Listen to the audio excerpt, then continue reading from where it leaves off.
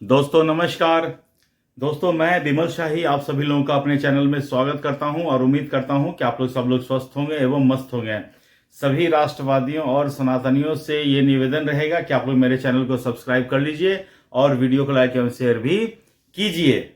दोस्तों बिहार चुनाव तो संपन्न हो चुका है और मुख्यमंत्री नीतीश कुमार के नेतृत्व में सरकार का गठन भी हो चुका है। तो आज हम कुछ ऐसे सीटों की चर्चा करने जा रहे हैं जहां पर जीत और हार का अंतर सबसे ज्यादा रहा और फिर सबसे कम रहा।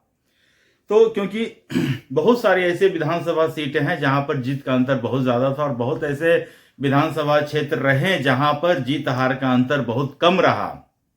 तो उससे पहले हम ये समझने का कोशिश कर लेते हैं कि किस दल को कितना परसेंट वोट मिले हैं।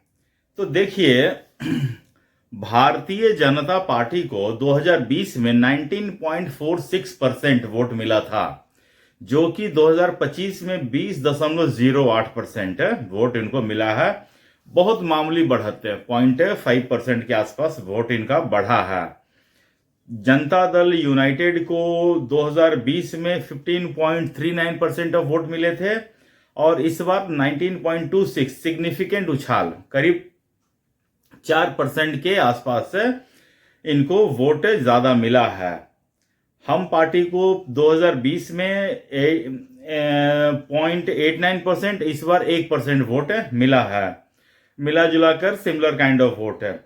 एलजेपीआर 2020 में 5.66% और इस बार 4.97, तो इस बार इनको पिछले बार की तुलना से कम वोट मिले हैं।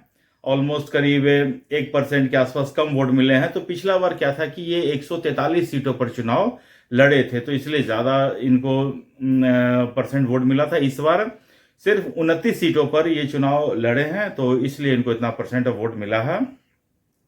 आरजेडी को पिछले बार 23.11 और इस बार 23% वोट मिले हैं, तो no change at all, similar kind of रहे हैं।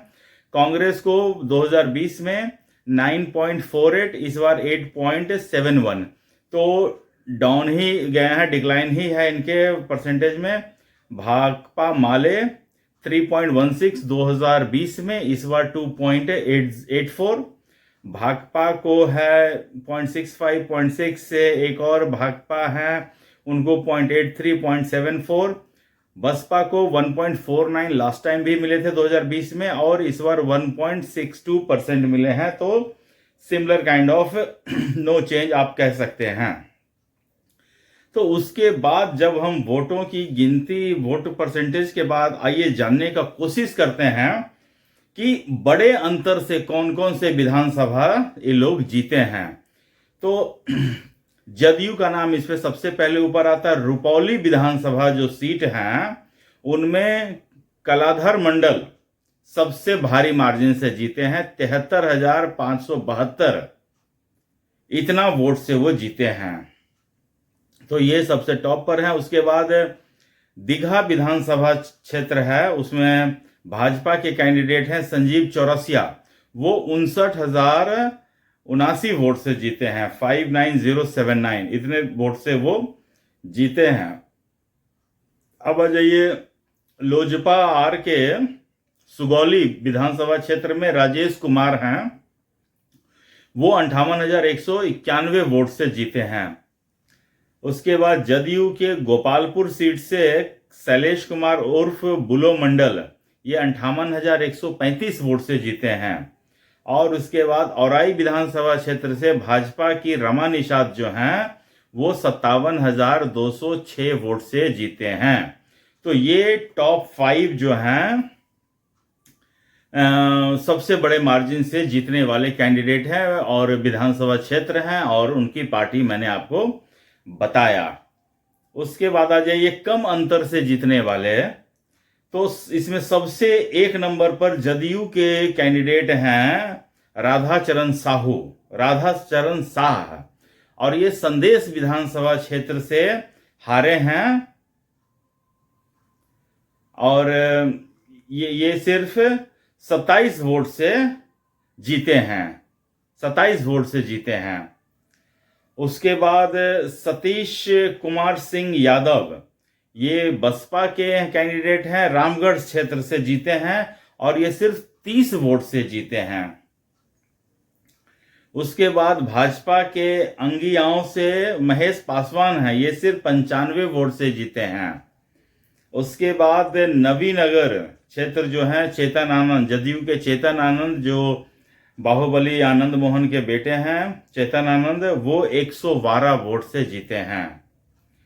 उसके बाद राजद के कैंडिडेट हैं फैजल रहमान, ढाका विधानसभा क्षेत्र से 178 वोट से जीते हैं।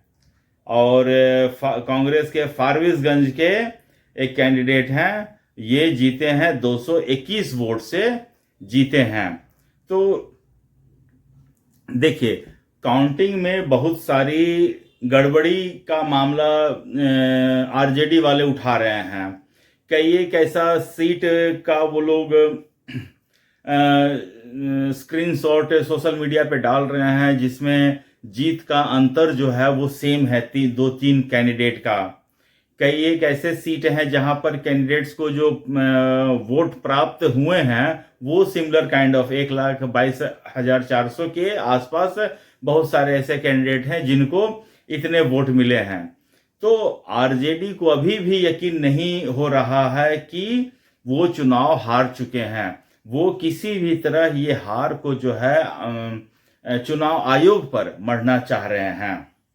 वो ये चाह रहे हैं कि चुनाव आयोग पर हमारा चल जाए, हमारी जिम्मेदारी खत्म हो। वो जब राहुल गांधी वोट चोरी का मुद्दा उठाते थे तो तेजस्वी यादव उनका साथ देते नहीं थे कि नहीं, हमारा इस मुद्दे पर हमारा स्टैंड नहीं है।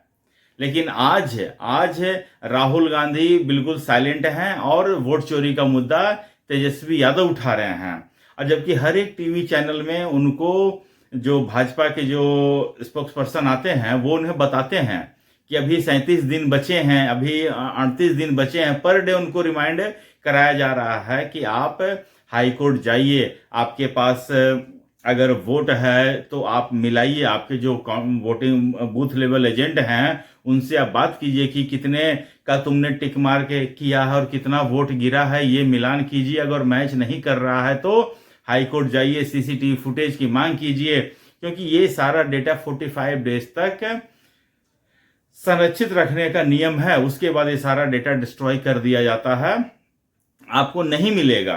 तो अगर आरजेडी को लगता है या कांग्रेस को लगता है कि चुनाव आयोग ने उनके साथ गलत किया है या फिर उनके साथ धांधली हुई है, बहुत सारे लोगों को वोट नहीं देने दिया गया है, पूरे विधानसभा क्षेत्र में मैं ग्राउंड पर था, मुझे ऐसा एक भी आदमी नहीं मिला है जेन्यून जो ये कह सके कि हाँ हम इस क्षेत्र के एलिजिबल वोटर हैं और मेरा वोट काट दिया गया है।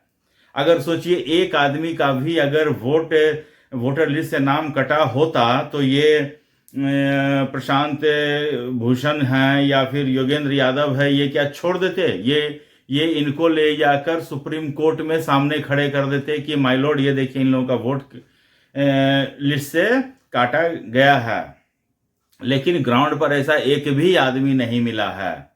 तो इन लोगों को विरोध करने के लिए किसी पर अपना पल्ला दूसरे के सर पे डाल देने के अलावा ये और कोई काम नहीं कर रहे हैं। तो इन्हें जनता को जवाब देना है कि हम किस लिए हारे हैं। तो अपनी गलती नहीं मान के ये लोग चुनाव आयोग के ऊपर अपने सारा जो है ठिकरा फोड़ने का कोशिश कर रहे हैं। तो यही है पूरा बिहार चुनाव का संक्षेप में। तो दोस्तों मुझे आज के लिए इतना ही अपडेट देना था। आप लोग अपना ख्याल रखिए, स्वस्थ रहिए, मस्त रहिए। तब तक के लिए नमस्कार, बाय।